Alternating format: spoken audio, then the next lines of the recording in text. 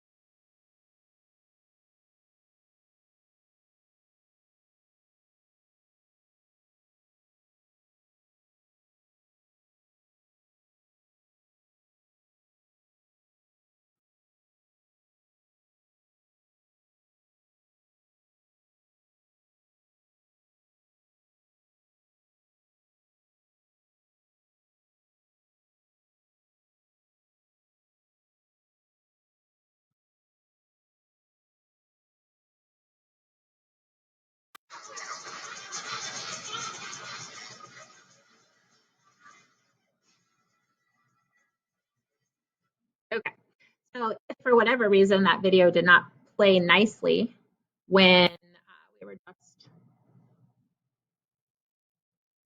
you were watching that, it's linked right here in this little Flipgrid button. So what is Flipgrid? If you've never heard of it before, Flipgrid is a free way to have students record videos. That might be the best part about Flipgrid is there is no paid version. It is 100% free. It's a partnership with Microsoft made for teachers to use. Students can watch each other's videos and record responses to each other as well. And it's a great way to use it asynchronously to connect with classes or people around the world. And now, since we're not going to be with our students, at least for the start of the year, this gives them a chance for us to interact with them and for them to interact with each other. Teachers need an account, but students do not have to create an account. You can share links with them that will drop them directly into there, and they can log in with Google. Setup can be easy or elaborate, and I'll talk a little bit more about that when we're looking into it. And then basically the way it's set up is you create groups, which are like your classes, and then topics, which are your subcategories or your prompts. So I'm going to go ahead and switch the screen to Flipgrid.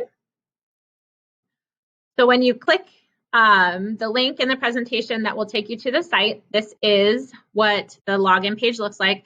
The first time that you sign up, you're going to want to do the educator sign up, which is going to give you an option to sign up with Google, which is the easiest way to do that. I already have an account. So once you've created an account, you're going to go to educator login.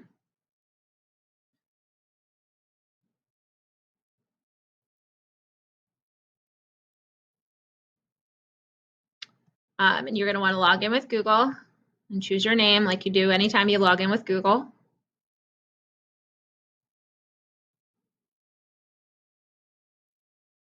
It's moving even slower because I'm using Loom for my recording right now, in case you were wondering.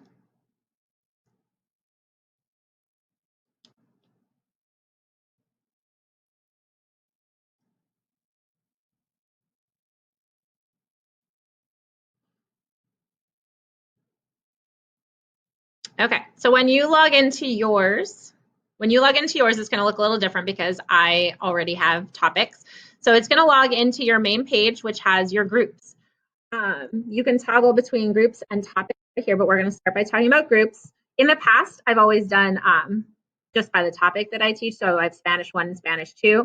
And then within those, I have a bunch of different topics. But this year, because I plan on using it a lot more due to our virtual learning, I am going to create blocks for each class. And then this one here at the top is for this class, which hopefully you all will be contributing to here shortly. So I'm going to walk you through creating a group. So you're going to start by choosing the Create a Group button.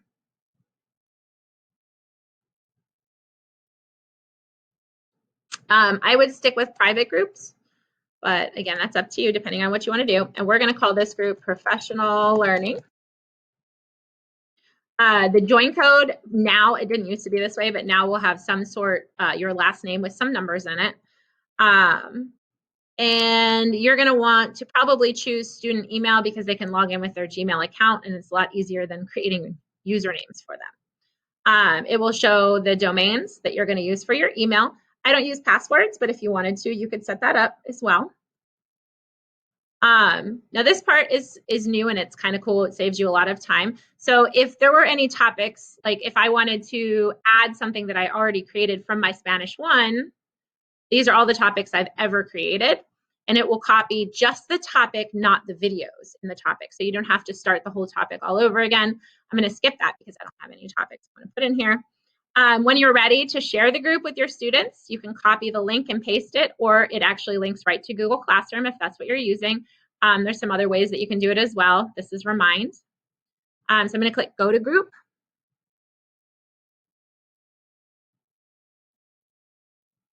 All right, so this is my group. If I have a co-teacher, or I can add that person here. So you click Add Co-Pilot and you'd add that teacher's information so they can access it as a teacher as well. And then you have to add topics. I don't have any topics in here, or you can see your students. I don't have any students in here either, except for myself. So we're going to add a topic. And we're going to call this topic Summer Vacation. And then you're going to put directions to whatever you want them to say in the box. So please tell me 3 fun things that you did over summer vacation. You can be, the more specific you are, the better. The recording time, I don't think it should take anybody longer than 1 minute and 30 seconds to tell me what they did over the summer, but you can have them record up to 10 minutes. Remember, you're going to have to watch all of those 10 minutes. This is a big one here, this video moderation option. I did this one a lot in the past because I teach middle school and sometimes they can't be trusted.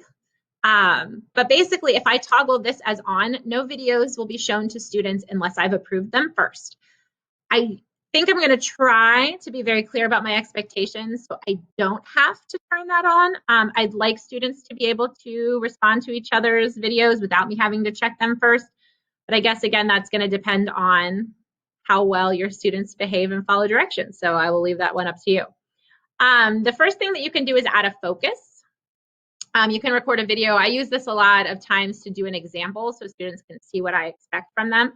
But you can add other videos from YouTube. You can upload videos that you've created. You can add emojis. You can add images, all kinds of stuff. So you can play around with that. This is where you can be as simple or as elaborate as you want. So I can create the topic from here and be done. But there are more options that you can add. So you can add attachments, so Google Docs or things like that. You can set the status. So right now it's active so the students can do it. If you schedule your end date, so it's available from today, and let's say I want to give them a week. After the week, it will show up as frozen, so students can't post to that. And then you have other choices. This one, I always said as never, this is how often you want emails about new videos. So again, that's up to you. Do you want students to be able to download their videos after they've shared them with you? Do you want students to be able to ask to receive email notifications when videos are posted? You might want that if they're supposed to respond to each other. And then the video features. This is the part that the students like. They can add selfies, they can add videos. You'll see they can add stickers. but that's up to you. I always leave selfies and videos because, like I said, that's the part that they like. You want them to be able to edit their videos. Do you want them to be able to comment on each other's videos? Again, depends on your assignment and depends on how much you trust your students to make good choices. The view count is how many times that video has been viewed. The sticky notes are really cool. That's an option I'll show you when we're in the video part, where they can actually type a sticky note that you can't see, I don't think, that could remind them what they're supposed to be saying. Do you want them to be able to attach anything? And the likes is another one. It depends on how well you know your students. If you toggle this to on, students can like each other's videos. Feedback. This is one of my favorite parts about Flipgrid. There's so many easy ways to provide feedback to students. It automatically puts the basic feedback where you can just give comments on their ideas and their performance. If you have a rubric that you want to use, you click custom feedback and you can click add criteria, and you can create your own criteria and how many points you want to have for that criteria and basically your own rubric. So that again is up to you. I'm going to leave it as basic for now. Here's a great feature. You can click Save Changes by Default Settings. So if you have changed any of these, like if you took off video comments or whatever, and you want your things to automatically default to that so you don't have to do it every time, you would click Save Changes.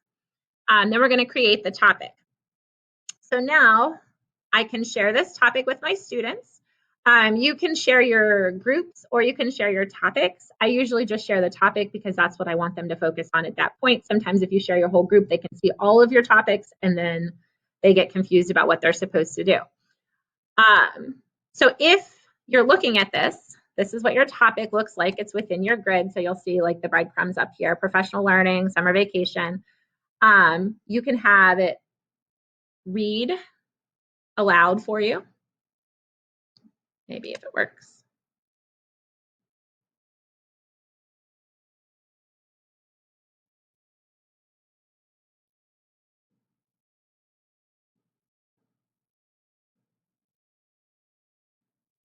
Oh, my computer is really slow, so I'll let you mess around with that. But that's a read aloud that can help with directions. That would be something great for your ELs. If you click here, it'll show you what it looks like if you were a student coming on to record. We're going to come back and do that in a minute. If you had recorded a sample, it would be here. Or if you uploaded a video, that's where your focus is. And you can start by recording a response. So your students can see a sample that way, but I'm going to show you the student view.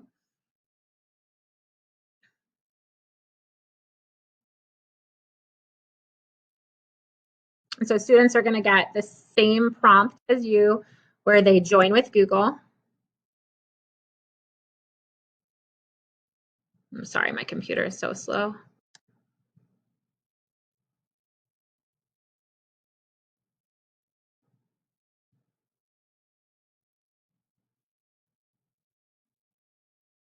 Okay, so when students log in with a code, this is what it's going to look like. And here's that immersive reader again. And they just click record a response. They can click here, or they can click down here. So I'm going to click record a response.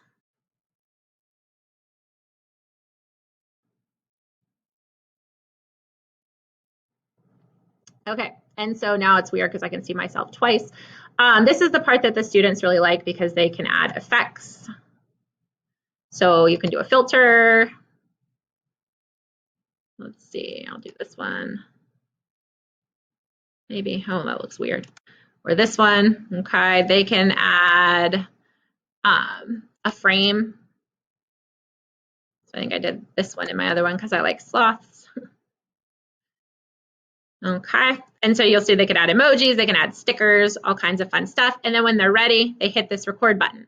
Now up here, they have where they can see the topic again, or they can give themselves a sticky note. So if I wanted to make sure I knew what I wanted to say for my summer, read a lot, played coffee, and hung out with my husband. So these are my 3 fun things that I did over the summer. So I have that up there so I don't forget because I ramble. So it gives students a chance to plan out their thoughts. Then you're going to click record. Gives you a countdown. Hello, my name is Jillian O'Neill, and this summer I read a lot. I played with my puppy Coco, and I hung out with my husband. He still had to work even though I was in quarantine. Well, not quarantine, but not going to work. Bye. All right, so I pause, end the video, and then I click next. You can review and edit your video here. I don't really care to edit it. Okay, and we're gonna click next. Makes you take a selfie. Now, if you didn't want them to do the selfie part, they wouldn't have to. Selfie, click next, or you can redo over here. And it's gonna upload my video. And this is where they can change their display name if they want. If they want to add a link or a title, they don't have to do any of those things. It'll automatically have their name. And here's where they can download their things if they want, or if they want to share it. You hit complete, and here is my video that I took. Okay, so I would see that as the teacher. I'm going to go out of the student view. Okay, and go back to the teacher view. So if I go back to my grid, now I have a response. Okay, so it says I have one response in here, and there it is. Okay, so I could watch it. I am going to go back out here to show you how to give feedback and responses because I've already done that. So in my feedback featuring Flipgrid group, I created a topic which you're going to have a chance to respond to in a minute, and I forced one of my friends to participate. Here is my focus. I'm not going to play it for you because I'm going to ask you to go in and look at it in a minute so you can see what you're supposed to do. It says virtual learning this fall has left many of us feeling like first-year teachers. Please introduce yourself, including what you teach and where. Share 2 tools or ideas you're excited to try during our first 9 weeks online. Also ask one question you still have or share one thing you would like to learn more about. I'll tell you how to access that in a minute, but you'll see that my friend Lauren that I made do the video is right here.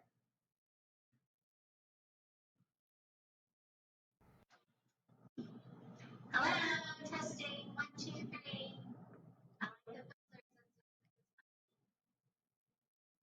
And she didn't follow directions. So I made a comment. Okay, so comments anybody can see. So here was a comment I added onto hers.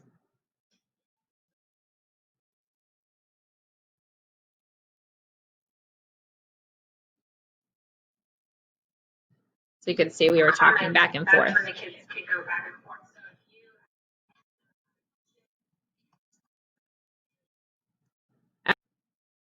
That was me replying to her because she didn't know the difference between the feedback and the comments. The feedback is here, and I've already left her feedback, but it says it will be only visible to her. So I gave her this feedback. I appreciate that you took the time to come and visit my Flipgrid board.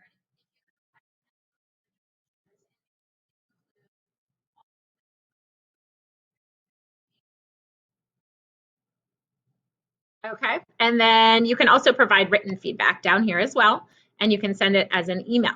Here's where if you had put the rubric, it would show up. You can edit it here, or you can add points. But again, the feedback is only for the student. So if you go in here and look at this grid, you'll be able to see my comments on Lauren's posts, but you won't be able to see that feedback that I provided her. Okay, so we're going to go back to our presentation for a moment. And I'm going to ask you to pause your video here and practice. So you could click on the link and it's going to take you to that exact board, the topic that we were just talking about, the virtual learning. If you click this link, it's going to take you directly to the topic. This will take you to the board. Just make sure you're responding to the correct topic. So go ahead and pause your video and give me a response in the Flipgrid topic. Okay, so hopefully you had a chance to go in and record a topic. You can respond to each other if you'd like. That's entirely up to you. Some benefits using Flipgrid: it gives students some time to think before responding to questions. Every student has the opportunity to speak, and it can show student growth over time because those videos are populated there. And then you can provide customized private feedback in multiple ways. So you can create videos to score the rubrics. You can reply with text feedback or a video response. I think the best part is that you can ask a question and the student can respond to that, and you can continue the conversation. So even though we're not seeing our students in person, we can still have those conversations about how they can improve their work, especially since we're going to be asked to give students second chances if they ask for it on assignments. A great thing is that students can watch and rewatch the teacher feedback at any time. So if they're going to redo their assignments, they can go back and watch your video and say, okay, this is what I should be doing. This is also a great time to teach your students how to provide peer feedback to each other. Some other ways that you can use Flipgrid, these are just a few. A get to know your students activity, connecting with your students. If you're reading a novel, you can connect with other classes. I'm going to show you that in a moment.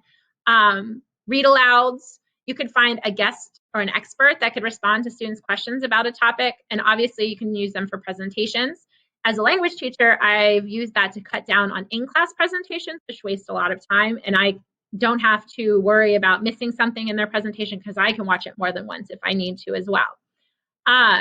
If we go back to Flipgrid, you'll see all kinds of things for you to explore up here at the top. I'm just going to talk about them super briefly. Discovery is where you can find things that people have already done. You can search topics and you can add them to your own folders. Activity tells you how much you've done on the site, so how much engagement in your classroom. Mixtapes would be great to show student growth. I've not done this before, but basically a mixtape is creating, you can add a whole bunch of different videos together and it plays simultaneously, so you can see growth over time. Shorts is something new. Basically, if you wanted to record yourself giving directions using Flipgrid, you could, and then you can share it with students. The maximum time is 10 minutes. And then Grid Pals is something that's relatively new that I'm hoping to try this year as well. But you can connect with people all over the United States. You can decide if you want to be active or not. So if I wanted to connect with someone in Colombia, okay, so maybe I wanted to have a chat or have kids be able to respond to each other. Look, if you see all these little plus signs, are people who are willing to meet with you. So that would be great to collaborate with classes from all across the world. Okay, so I do have one more topic for you to respond to. So if you click that link right here, that will take you to the topic. It's asking you, let me go back to my discussion here. It's asking you to share some ways that you might use Flipgrid in your classroom. So go ahead and pause the video and respond to Flipgrid in your class and tell me what you would do. I included some links in the slide that are related to getting started with Flipgrid and different things. So feel free to look through those if you need some help more than what I've given you here, because it's been a basic overview. All right, that brings me into my other tool that I want to talk about, and that is GimKit. GimKit is a little less familiar for people. It was created by a student that was in high school, which I think is part of the reason why the kids like it so much, is he's still in touch with what the kids like to do. And he now is out of high school, but he still employs high school students to help him make it better. So GimKit is a classroom game show platform where students compete. Think of like Kahoot, Quizlet Live, by answering questions on their electronic devices. Instead of earning points, they earn money, which they can invest during the game to boost their score. You can play it live, or you can assign it as independent practice. There's no need for login information. They connect via game codes and links that you provide them. So the link to GimKit is right here. I'm going to show you. Talk about the paid versus free, because this is a free version or a paid version. I 100% think that the paid version is worth it, but that's entirely up to you. They did change how they do their free version. So now you automatically get a trial for 30 days. You don't have to put a credit card in or anything, but you can see what the pro version looks like for 30 days. After that, it goes back to GimKit Basic if you don't upgrade. But in GimKit Basic, You can create and edit as many kits as you want, which will make more sense in a minute. There is a player limit, so no more than 5 players can join in live games. So that might be an issue if you plan on using it for live. And you can't create any new assignments. So again, that's going to be up to you. So if you go to GimKit, educator sign up or log in, it's the same thing. You can log in with Google. So I'm going to continue with Google here.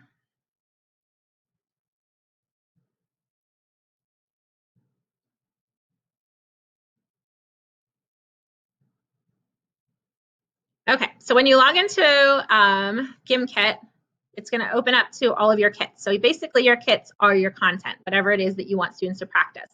Most of my things are in Spanish because that's what I teach. I do have an example. The one that we're going to do is commonly misspelled words in English because I can't assume everybody speaks Spanish. So on the left side is your menu. You have kits, assignments, classes, news, kit collabs, and seasons. I'm going to talk about most of these. News is just if you click the news, it'll tell you some new things or things that are going on within GimKit. Kits are the main thing, so we're going to create a new kit together. So you click New Kit, and I'm going to do school supplies. And mine automatically knows that it's Spanish and world language because I've done this before. Your cover photo will populate based off of what you put in, or you can search for photos. I'm just going to put crayons.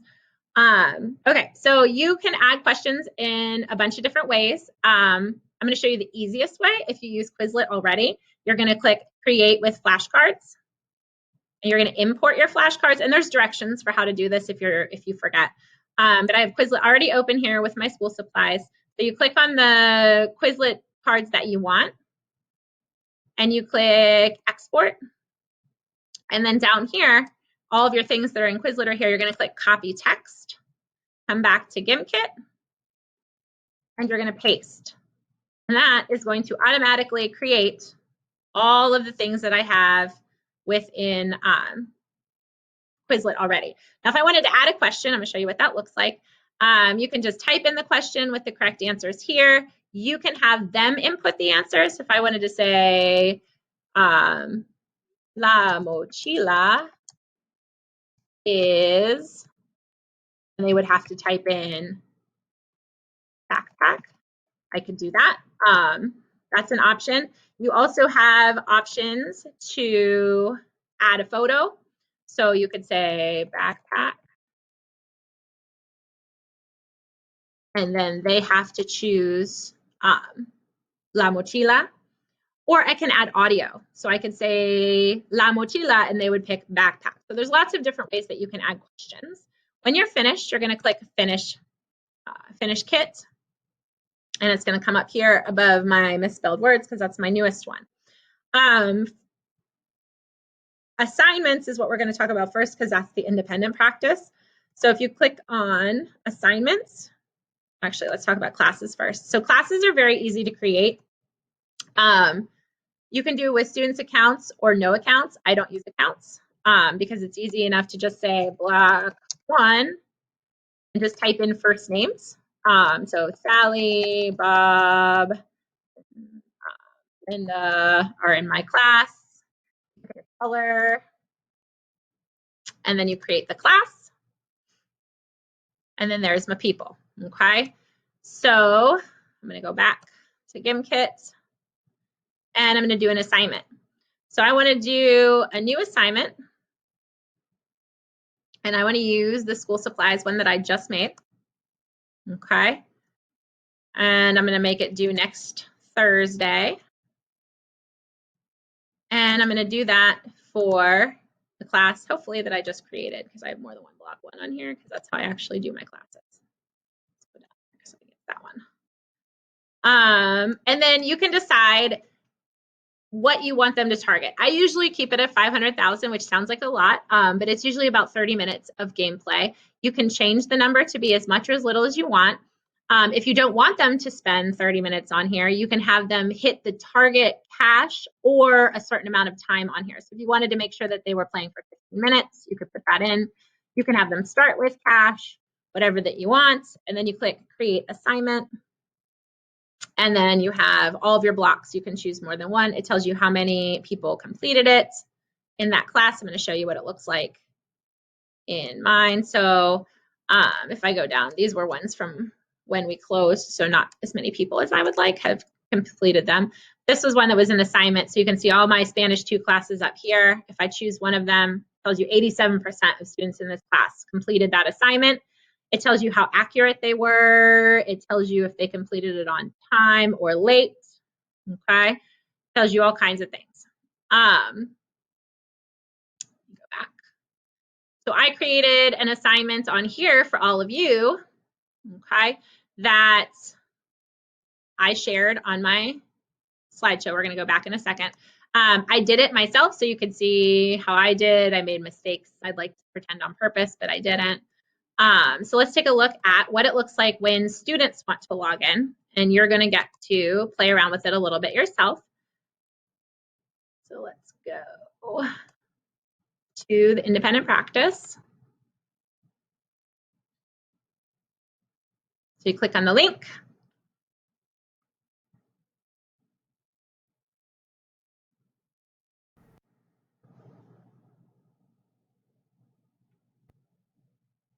And type in your name. Okay, and for your assignment, I made it for $100,000, so, or 15 minutes. It's up to you if you want to finish it or not, but I wanted you to have the opportunity to see what it looks like. So, which is the correct spelling of recommend? So you just choose the right answer. It's good to earn some money first, and then I'll show you how to do the power-ups. So you earn a little bit, and my money is up here. Okay, and then when you have some money, you click shop, and there's different power-ups that you can buy. Money per question.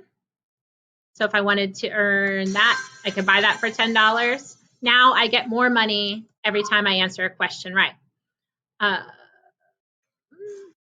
Okay, so if I shop, streak bonus is getting more money if you answer 2 or more questions in a row. Multiplier is multiplying how much money you earn. Insurance is helping you if you're going to make a lot of mistakes. Up here is where you can go back and forth from the questions to the shopping. So if you'd like to try that out, see what the independent practice is like, go ahead and pause and go ahead and see if you can complete your independent practice. So this is what it'll look like if your students get to the point where they have earned the right amount of money. So that was a screenshot of when I finished. If they have logged in under their name and you have it in a class, it should save their progress. It's supposed to. So if they run out of time and they have to go do something, they can come back and pick it up with the same amount of money that they ended with. So the independent practice versus the live game. We're going to play the live game when we meet here in a little bit live, and I'll show you what that looks like. The kids love the live game. The practice is great, but they do love it. Independent practice, more like flashcards. But the live game, they compete against each other, or you can have them collaborate as teams or as a class. In the kit collab mode, students build the game by submitting questions before play begins. You can set the goal, the time, the money. So I'm going to show you what that looks like. So if I go back here to GimKit, and I want to play the live version of commonly misspelled words. Oh, I'm in assignments, that's why. All right, so go back to my kits, and I click play live, and it's going to give you some options when you play live.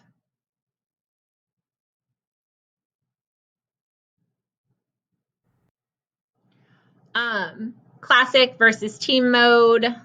So classic is independently. You can set a time limit, so how long you want them to play, or you could change like that they're trying to be the first one to reach a certain amount of money. I usually do time. If you don't want to allow them to type in their names, because sometimes children make bad choices and put things that are inappropriate, you can choose a class and they have to pick from their names. Starting cash, or they can't go below a certain amount of cash. They can view the correct answer. If they answer incorrectly, that's probably something you want them to do. Music off or on. The clapping, I turn off because the clapping annoys me. It's at the ends and they clap for each other. They'll do it forever and it drives me crazy. They can join after the game has started.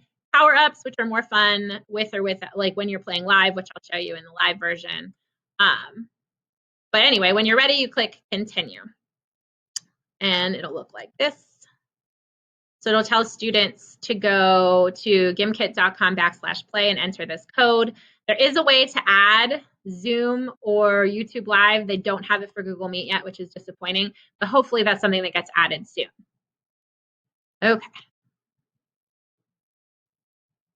All right. So I did include a link for some remote learning. There are other things that you can do with GimKit, but that's the basics. Kit Collab, that would be the only other thing. You can allow your students to create the kit. They have to submit questions and you approve them, and then they play with the game with the questions that they've created. All right, I think that's it. There's a lot of information. These are the times that I'm going to do the live sessions. Hopefully, when I'm done recording this, I fit in those parameters. So join me when you're finished in the Google Meet link here, and we'll play the live version, and I'll be there to answer any questions. Thanks for being here with me.